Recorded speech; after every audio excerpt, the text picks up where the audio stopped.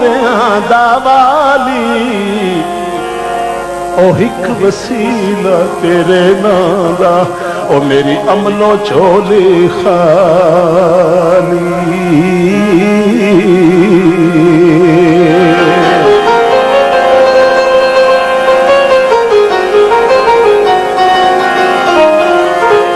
हिक नानो फल इतना लावे ते चल न सके डाली